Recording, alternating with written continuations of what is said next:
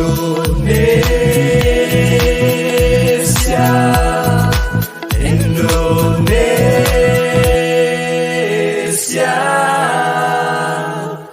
di sanalah kita dilahirkan. Assalamualaikum warahmatullahi wabarakatuh. Halo Sobat Inovasi, selamat datang di podcast Peneliti Bangsa. Nah, tempat ini kita menggali cerita-cerita inspiratif dari balik laboratorium, lapangan, dan layar komputer. Nama saya Ria Desriani. Hari ini kita akan berbincang tentang bagaimana menjadi pondasi kemajuan bangsa, bagaimana riset menjadi pondasi sebagai kemajuan bangsa. Nah, bersama saya hari ini sudah hadir narasumber kita, saya panggilnya Mas aja ya, Mas Tamam Ibnu Ali, seorang peneliti dari Badan Riset dan Inovasi yang aktif di bidang tentang membran nih. Halo, senang bisa bergabung hari ini Mas Tamam. Terima kasih Mbak Ria, senang sekali juga bisa bergabung juga di podcastnya Mbak Ria ini. Oke.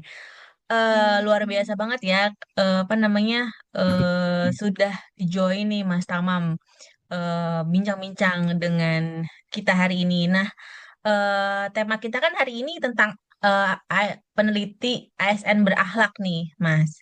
Nah, saya Oke, punya oke. beberapa pertanyaan nih. Menurut Mas Tamam itu, apa sih yang menumbuhkan apa sikap loyalitas bagi seorang peneliti? Monggo, Baik, Mas. terima kasih. Baik, terima kasih. Pertanyaannya sangat luar biasa ya. Nah, karena kita peneliti nih, loyalitas seorang peneliti itu bukan sekedar kesetiaan administrasi ya terhadap lembaga. Nah, ada satu lagi nih Mas Tamam, pertanyaan dari para netizen yang apa penasaran tentang peneliti. Bagaimana sih cara kita menghadapi tantangan terhadap perubahan regulasi di Badan Riset dan Inovasi Nasional? Mas Tamam kebetulan kan peneliti di BRIN ya. Iya, Nah, betul. misalnya tentang saat ini mungkin pemetaan sumber daya manusia atau relokasi home base yang baru-baru ini sedang Iya, viral nih. Bagaimana, iya. Mas, tanggapannya? Baik, ya, ini sangat menarik ya, isu-isu terkini yang dibahas ya. Nah, memang dalam dunia riset itu yang senantiasa itu menurut saya itu dinamis ya, termasuk kita juga di lembaga BRIN ini juga sangat dinamis sekali. Jadi perubahan itu menurut saya itu keniscayaan, kemudian adaptabilitas itu menjadi kompetensi utama ya di sini. Nah, menghadapi tantangan seperti misalnya yang Mbak Ria sebutkan tadi ya, pemetaan SDM dan relokasi home base ya tidak cukup hanya dengan pasif mengikuti ya, tetapi harus disertai dengan mindset pembelajar ya, bersedia untuk learn, unlearn sama relearn ya, yang kemarin kita sudah tahu itu ya. Nah, peneliti adaptif itu akan melihat perubahan sebagai peluang ya untuk mengasah kapasitas lintas disiplin, kemudian membangun jejaring baru dan memperluas dampak risetnya. Nah, menurut saya ini juga sebagai potensi awal untuk kita merespon terhadap tantangan perubahan regulasi di BRIN seperti itu. Oke, luar biasa sekali ya. Terkait nilai-nilai ASN yang berakhlak. Nah, yang pertama ini adalah nilai kolaboratif. Nah, menurut Bapak sendiri sebagai seorang peneliti BRIN, bagaimana sih Bapak bisa mencari peluang kolaborasi di tengah keterbatasan dana penelitian di BRIN yang seperti kita tahu sangat kecil ya, yang dari APBN. Nah, bagaimana kalau dari pendapat Bapak? Baik, iya, ini terkait dengan kolaborasi dan dana penelitian yang memang dana penelitian di internal ya bersumber di bahkan sangat kecil dibandingkan dana eksternal. Ya, Pun betul. demikian, kita kan sebagai dokter ya, kalau kita berbicara Iya, mengenai dana penelitian, kan memang diarahkan ke eksternal dan eksternalnya iya. pun kita ada pendanaan di Erisnov, Erisnov Hmm, banyak apa RIM itu ya. iya, Jadi kita kalau sudah S3, ini kan CPNS sudah S3 semuanya kan ya. Dan biasanya sudah bisa mendaftar. Karena hmm, sebagai prasyarat itu kan ya. iya, iya. Karena kualifikasi utamanya adalah S3. Itu terkait pendanaan eksternal. Jadi selain di RIIM kita juga bisa kolaborasi dengan perguruan tinggi sih. Saya yakin Oke. kita itu ya, kita ataupun teman-teman CPNS yang lulusan S3 baik dalam ataupun luar negeri mempunyai kolaborasi. Paling enggak at least dengan dosen pembimbing gitu kan ya. Atau dengan kolega-kolega yang dulu bareng gitu kan, bareng. Kan di level S3 kan mestinya kalau di Iya, Indonesia kan sudah di level akademik tuh ya, beberapa ada betul-betul. peneliti, ada beberapa ada dosen dan lain sebagainya, atau bahkan di industri jadi bisa kolaborasi. Tapi pun demikian saya yakin dosen juga dalam negeri pun juga Ke pertanyaan kedua, Pak, ini berkaitan dengan nilai kompeten. Nah, sebagai seorang ASN, kan kita pasti nih banyak tuntutannya ya, Pak. Tuntutan untuk melakukan riset, kemudian menulis publikasi, kemudian melakukan kolaborasi, membimbing mahasiswa, atau memberikan pelayanan ke masyarakat seperti UMKM dan sebagainya. Nah, kalau dari Bapak, bagaimana kiat-kiat agar kita CPNS ini sebagai calon PNS dapat tetap fokus dan optimal dalam menjalankan tugas-tugas negara tersebut. Jadi agar kami tidak hanya fokus pengembangan di satu sisi saja, tapi juga optimal di banyak pekerjaan. Itu seperti apa Pak kiat-kiat dari Bapak? baik. Kalau ini ya parameter terkait dengan sisi kompeten sebenarnya sih nyambung juga dengan kompeten saja itu tidak cukup sebenarnya sih ya. Jadi kompeten itu Iya, disambungkan dengan kolaborasi. Ya ah, memang kita ya, kompeten di bidang tertentu, katakanlah di bidang pangan nih, kita betul. kompeten. Tapi ternyata kita dapat project yang banyak nih. Ternyata di Iya, tahun pertama kita punya project internal, punya project eksternal.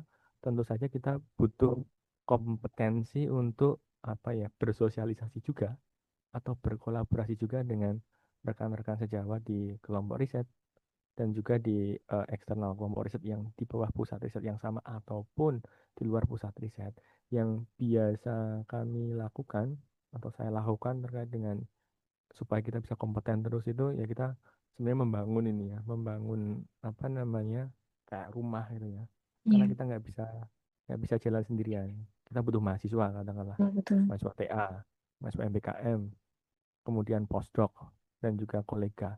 Jadi bersinergis itu ya. Jadi katakanlah saya fokus risetnya di A, ada kolega yang fokusnya risetnya di B. Pada kesempatan kali ini, saya mewawancari Dr. Vinda Zakiatu untuk sedikit mewawancari mengenai nilai-nilai dari core value ASN. Terutama yang pertama adalah berkaitan dengan berorientasi pelayanan, akuntabel, dan juga harmonis. Oke, di sini langsung saja mungkin ya Mbak, untuk yang pertanyaan pertama itu, selama berkarir di BRIN, kira-kira apa contoh nilai orientasi pelayanan yang sudah dilakukan sekarang sehingga menjadi teladan bagi kami sebagai seorang CPNS peneliti? Mas, jadi selama bekerja di BRIN, kan kalau misalnya saya dihitung 1 tahun berapa bulan ya? 1 tahun, mungkin 4 bulanan. 1 tahun 4 bulan itu apa saja orientasi pelayanan yang sudah saya lakukan kayak gitu kan. Pastinya sudah ada beberapa ya. Contohnya kan kalau kita sebagai peneliti pastinya inginnya menyelesaikan masalah yang ada di masyarakat. Gitu. Salah satunya adalah dengan melakukan penelitian kayak gitu. Dan Kedua, ini mengenai akuntables. Di Indonesia sendiri ini semakin banyak kasus korupsi nih, sedangkan di BRIN sendiri ini kan satu-satunya lembaga independen untuk riset. Apa saran dari Mbak sendiri untuk kami gitu, agar kami terus berpegang pada akuntabilitas peneliti ini gitu?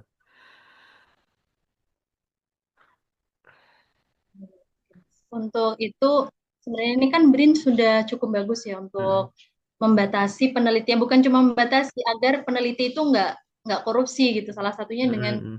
misalnya ada proposal-proposal dana proposal masuk itu kan semuanya yang pegang BRIN. Gitu. Jadi sebenarnya sudah tidak ada celah lagi gitu untuk peneliti melakukan korupsi. Nah, Monisa nih, khususnya ketika berada di ruang kerja ataupun sistem kerja kita yang sebagian ada di CWS gitu. Jadi antara sesama sivitas BRIN itu bagaimana cara menjaga harmoninya? kalau menurut saya sebagai pengguna CWS juga kita harus berusaha untuk menghargai orang lain gitu. Kalau misalnya di CWS itu kan banyak sekali kan orang-orang Iya, dari betul. berbagai pusat riset, bukan hanya pusat riset kita sendiri gitu. Jadi misalkan saya dan teman saya berada di CWS, ya kita harus berusaha untuk salah satunya tidak membuat kegaduhan, gitu, tidak berbicara sendiri. Terus kalau misalnya mau berbicara atau berdiskusi, ya kalau bisa jangan mengganggu orang lain, gitu. Jangan sampai apa yang kita bicarakan itu terlalu keras dan lain sebagainya.